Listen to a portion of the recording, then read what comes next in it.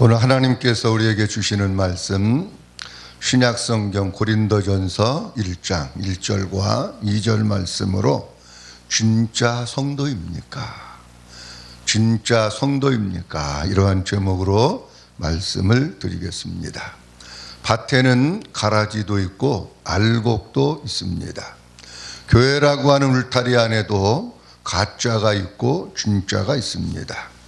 영적인 가라지가 있고 영적인 알곡도 있는데 교인은 가라지고 성도는 알곡입니다.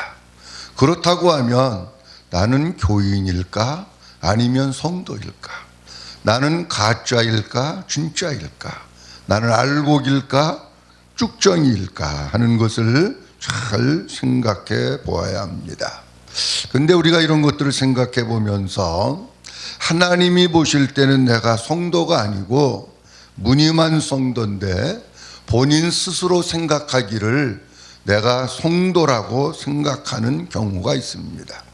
내가 성도라고 생각했다고 해서 성도가 되는 것이 아니고 하나님이 보실 때에 성도이어야 하나님이 보실 때 성도로 인정해 주셔야 성도가 되는 겁니다.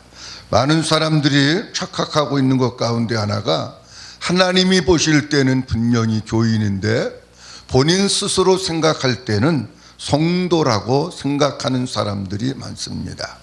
내가 성도라고 생각해서 성도가 되는 것이 아니라 하나님께서 성도라고 인정해 주셔야 성도가 되는 겁니다. 하나님이 성도라고 인정해 주시는 것은 성경 말씀 가운데서 어떻게 말씀하고 있는지 오늘 몇 가지 말씀을 함께 나누고 드리려고 합니다. 첫째로 성도는 예수 그리스도 안에 있는 사람이 성도입니다. 골로새서 1장 2절 말씀에도 골로새에 있는 성도들 곧 그리스도 안에서 신실한 형제들에게 편지하노니 이렇게 말씀하고 있습니다. 오늘 본문 고린도전서 1장 2절 말씀에도 그리스도 예수 안에서 거룩하여지고 성도라 부르심을 입은 자들과 이렇게 말씀합니다. 에베소서 1장 1절 말씀에도 성도는 예수 그리스도 안에 있는 사람이 성도라고 말씀을 하고 있습니다. 우리가 어떻게 생각하느냐고 하면 내가 세상에 살다가 교회에 등록하고 교회에 출석하고 있으면 예수 그리스도 안에 있다고 생각하는 경우가 많이 있습니다. 그런데 내가 예수 그리스도 안에 있다고 해서 예수 그리스도 안에 있는 것은 아닙니다. 몸은 교회에 와서 있지만 우리의 속사람은 아직도 세상 속에서 방황하고 있는 사람들은 아무리 교회 오래 다닌다고 해도 예수 그리스도 안에 있는 사람들이 아닙니다. 우리는 본래 누구냐고 하면 예수 그리스도 밖에 있었던 사람들입니다. 하나님과 원수되었던 사람들입니다. 이스라엘 밖에 있었던 사람들이고 외인이고 소망이 없는 사람이었었고 하나님도 없는 사람이었습니다. 예수 그리스도 안에 있다고 하는 것은 내가 세상과 사탄의 영향력 안에서 살다가 예수 그리스도 안으로 들어와서 예수 그리스도의 사람으로 변화되었다고 하는 것을 말씀하고 있습니다. 예수 안에 있다고 하는 것은 예수님께 속한 예수님의 사람이 된 것을 말씀하고 있습니다. 사도 바울로 얘기하면 다메섹을 분기점으로 해서 다메섹 이전에는 예수 그리스도 밖에 있었던 사람입니다. 그런데 다메섹에서 예수 그리스도를 만나고 그가 예수 그리스도 안으로 들어와서 예수의 사람이 되고 예수에 사로잡히고 예수의 영향력 속에서 살면서 예수 그리스도의 사람으로 변화되고 복음을 위해 헌신하는 삶을 살았던 것을 우리가 볼 수 있습니다. 예수 안에 있다는 것은 예수님께 속한 예수님의 사람이 되는 것이다 라고 하는 겁니다. 바울 서신에 보면 사도 바울이 주로 많이 사용하고 있는 단어가 있습니다. 그 단어가 뭐냐고 하면 안에서라고 하는 단어입니다. 주 안에서 예수 안에서 그리스도 안에서 예수 그리스도 안에서 안에서라고 하는 단어를 많이 사용하고 있는데, 예수 그리스도 밖에 있는 사람들은 교인이고, 진짜 그의 육체뿐만 아니라 속사람까지, 영혼까지, 마음까지 예수 그리스도 안으로 쑥 들어와서 온전한 예수님께 사로잡히고 온전한 예수님께 속한 예수의 사람이 바로 성도입니다. 다음 두 번째로는 성도는 예수 그리스도 안에서 거룩하여진 사람입니다. 고린도전서 1장 2절 말씀에 예수 그리스도 안에서 거룩하여지고 성도라 부르심을 입은 자들과, 이렇게 말씀합니다. 여기 성도라고 하는 것은 거룩한, 신에게 바쳐진, 이런 뜻으로 구별, 분리, 이런 뜻을 가지고 있습니다. 그렇다고 하면 성도는 우리의 삶 가운데서 거룩하게 살면서 하나님께 우리의 자신이 드려진 사람으로 세속과 죄악이 많은 세상 가운데서 구별되고 분리된 삶을 따로 떼어져서 온전히 주님 앞에서 주님을 위해서 믿음으로 사는 사람들을 가르쳐서 성도라, 이렇게 얘기합니다. 예수 그리스도 안에서 거룩하여지고, 이 거룩이라고 하는 단어는 거룩하게 하다, 거룩하게 구별하다 라고 하는 뜻인데, 거룩이라고 하는 단어가 어디서부터 왔느냐고 하면 성도라고 하는 단어에서부터 왔습니다. 그래서 거룩은 하나님께 접근할 수 있는 사람, 하나님을 가까이 하는 사람, 하나님과 가까운 사람이 그 사람을 가르쳐서 거룩이다, 그렇게 이야기를 합니다.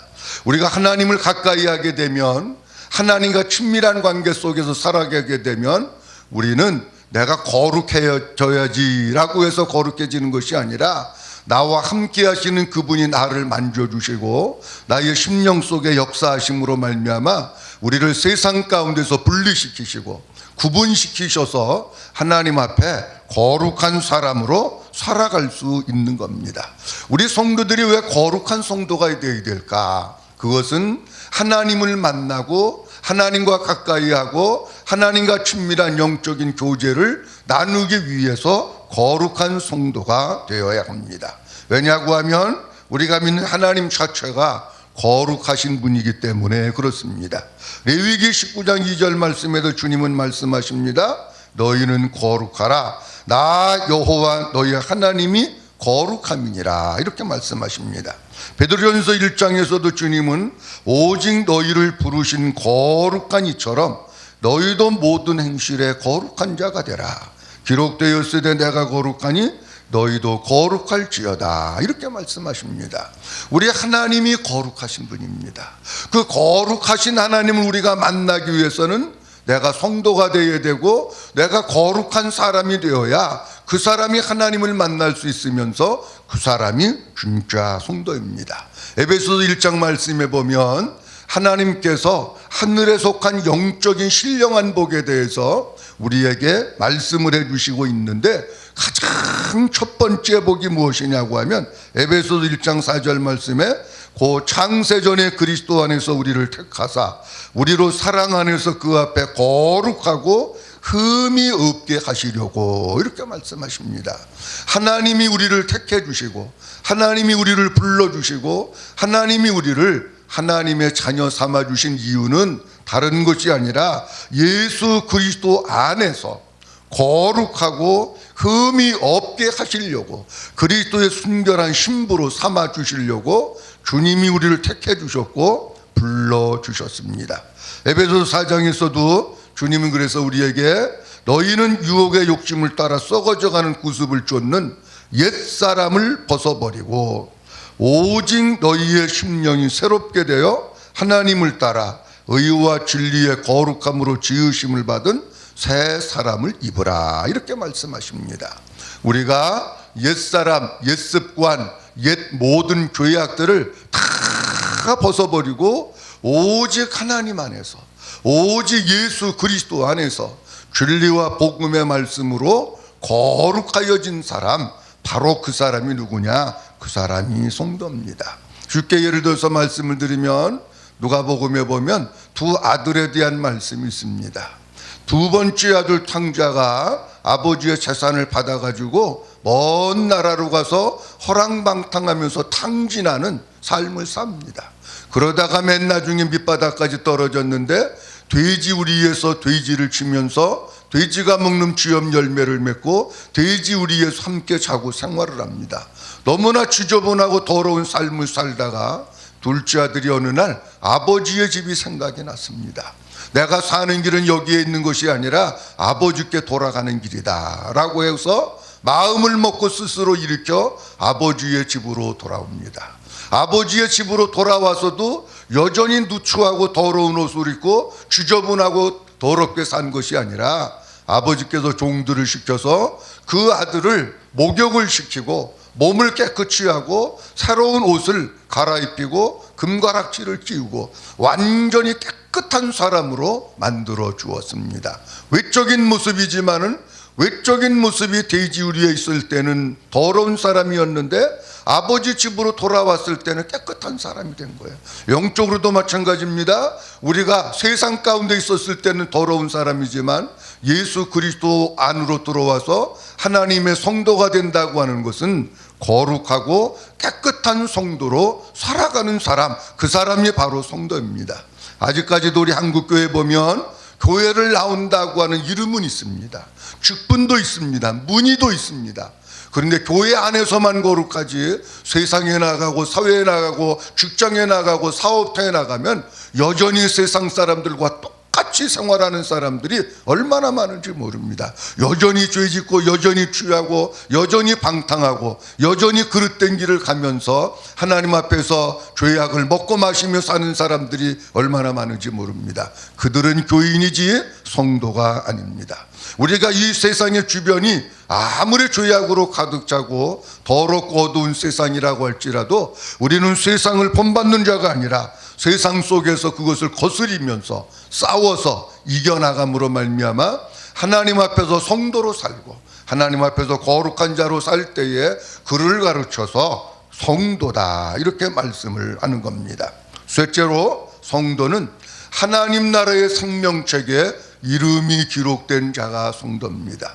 교회 나와가지고 등록해서 교족부에 이름이 기록되어 있다고 해서 성도가 되는 게 아니라 우리 성도는 하나님 나라의 생명책이 있는데 그 생명책에 이름이 기록되어야 합니다. 요한계시록 20장 말씀해 볼 것 같으면 내가 보니 죽은 자들이 큰 자나 작은 자나 그 보좌 앞에 서 있는데 책들이 펴있고 또 다른 책이 펴졌으니 곧 생명책이라 이렇게 말씀합니다. 요한계시록 20장 15절 말씀에 누구든지 생명책에 기록되지 못한 자는 불못에 던져지더라 이렇게 말씀하십니다. 사도 바울은 빌립보서 4장 말씀에서 사도 바울 자신을 복음을 전하는 데서 도왔던 사람들을 이야기하면서 그들을 잘 도와주라고 합니다. 그러면서 사도 바울이 하는 말씀이 그 이름들이 생명책에 있느니라 이렇게 말씀합니다. 교회 오래 다니고 직분 받았다고 해서 성도가 아니라 교회 나온 지 얼마 안 됐어도 하나님 나라의 생명책에 이름이 기록되어 있으면 성도고 이름이 기록되어 있지 않으면 교인입니다. 그런데 생명책에 이름이 기록된다라고 하는 것은 어떤 뜻이냐고 하면 하나님의 생명으로 거듭나야 하나님의 생명책에 이름이 기록되는 것입니다. 우리가 사람이 남녀가 만나서 결혼을 하고 아이를 낳으면은 출생신고를 합니다. 근데 출생신고는 언제 하느냐? 아무리 임신을 하고 아이를 가지고 있다고 해서 출생신고하지 않습니다. 8달이 되고 9달이 됐다고 해서 출생신고하지 않습니다. 이 아이를 이 세상에 출생을 하고 그리고 아이가 당분간 잘 자라는 모습을 보고 그리고 출생신고를 하게 되는 겁니다. 우리가 육적으로도 출생신고는 태어나지 않은 아기는 결코 출생신고할 수 없습니다. 반드시 생명으로 태어나야 출생신고를 할 수가 있다라고 하는 겁니다. 영적으로도 마찬가지입니다. 우리가 교회에 왔다고 해서 하나님 나라의 생명책에 이름이 기록된 것이 아니라 하나님의 생명으로 거듭나고 다시 태어나야 하나님의 생명책에 이름이 기록될 수 있습니다. 그러면 하나님의 생명책에 이름이 기록되고 내가 하나님의 생명으로 거듭나기 위해서는 어떻게 해야 될까? 간단한 방법이 있는데 반드시 복음을 듣고 그 복음을 깨닫고 복음을 믿어야 하나님의 생명으로 거듭나게 되는 겁니다. 마가복음 1장 1절 말씀에 보면 하나님의 아들 예수 그리스도의 복음이라 이렇게 말씀합니다. 복음이 뭐냐? 복음은 예수 그리스도가 복음입니다. 복음이 뭐냐? 예수 그리스도가 전한 천국 복음, 하나님 나라의 복음이 그것이 복음입니다. 마가복음 1장 14절 말씀에 요한이 잡힌 후 예수께서 갈릴리에 오셔서 하나님의 복음을 전파하여 이르시되 때가 찼고 하나님의 나라가 가까이 왔으니 회개하고 복음을 믿으라 이렇게 말씀합니다. 복음 대신 예수 그리스도가 이 땅에 오셔서 하나님 나라의 복음을 전파했는데 그 복음이 뭐냐? 때가 찼고 하나님의 나라 천국이 가까웠다. 그 복음을 믿어라 그렇게 말씀을 합니다. 우리 한국교회에 주로 많이 통용되고 있는 복음에 대해서 간단히 말씀을 좀 드리고, 그리고 진짜 우리 주님이 우리에게 말씀하시면서 우리가 복음을 듣고 하나님의 생명으로 거듭나는 것이 어떤 것인가 라고 하는 것을 좀 말씀을 드리려고 합니다. 간단히 말씀드리면 많은 사람들이 이렇게 생각을 합니다. 복음은 예수 그리스도의 십자가의 죽으심과 부활이다. 물론 맞습니다. 우리 주님이 사람의 몸을 입으시고 우리를 죄 가운데서 구원하시기 위해서 이 땅 가운데 사시면서 3년 반 동안 우리와 함께 하시고 천국 복음을 전하셨습니다. 그리고 마지막 십자가상에서 우리의 모든 죄를 다 담당하시고 다 이루었다 하시고 운명하셨습니다. 그리고 장사 지낸 바 되었다가 3일 만에 부활하셔서 이 땅 가운데 많은 사람들에게 나타내 보여주시고 마지막에 500의 형제 많은 사람들이 보는 가운데서 하늘나라로 승천하셔서 하나님 보좌 우편에 계십니다. 여기까지 얘기합니다. 근데 여기까지만 알면 진짜 복음을 모르는 겁니다. 뭐냐? 1%가 부족하고 2%가 부족합니다. 그 하늘나라 하나님 보좌 우편에 앉아 계신 예수님이 거기만 계시면 나하고는 영적인 관계가 없습니다. 그 주님이 이제 나를 성전이라고 말씀하셨는데 나를 성전 삼으시고 내 안에 들어오셔서 나의 왕이 되시고 나의 주인이 되시고 나의 머리가 되시고 나의 생명이 되시는 것을 내가 믿어야, 그래서 그 주님이 내 속에서 나의 왕이시고 나의 주인이시고 나의 생명이시고 나의 전부이신 것을 깨닫고 믿을 때, 그 예수님이 하나님 보좌 우편에 계신 게 아니라 그 예수님이 나를 성전 삼으시고 내 안에 계시구나, 내가 그걸 몰랐구나, 이걸 깨닫고 믿을 때에 예수님이 내 안에 계심으로 말미암아 하나님의 생명으로 거듭나게 된다라고 하는 것입니다. 그렇기 때문에 우리가 하나님의 생명으로 거듭나는 것, 예수님이 내 안에 계신 것이 왜 이렇게 중요하냐? 골로새서 1장의 사도 바울은 이렇게 말씀하십니다. 복음의 비밀은 곧 너희 안에 계신 그리스도라, 이렇게 말씀하십니다. 요한복음 5장 26절에서는 예수님께서 하나님께서 자기 속에 생명이 있음 같이 아들에게도 생명을 주어 그 속에 있게 하셨고, 하나님의 생명은 이 세상 어느 곳에도 없습니다. 오직 한 곳, 하나님의 아들 예수 그리스도 안에만 생명이 있습니다.